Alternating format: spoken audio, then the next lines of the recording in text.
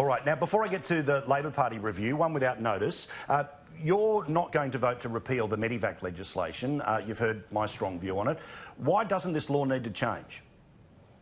Well, because the law, as you describe it, is not correct.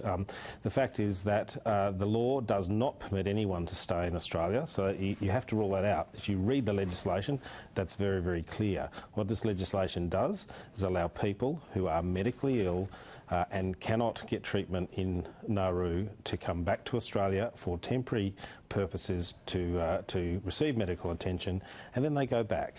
And that's the simple story.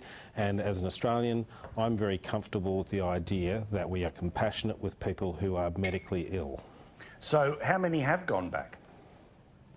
Well, I think the numbers, some are about 130 at the moment. They could be slightly wrong. That have come here and gone back?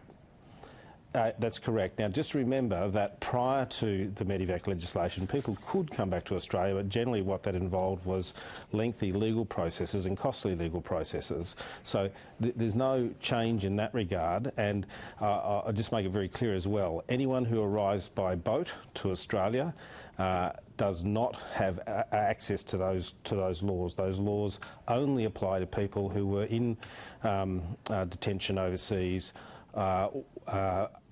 at the point at which royal assent occurred.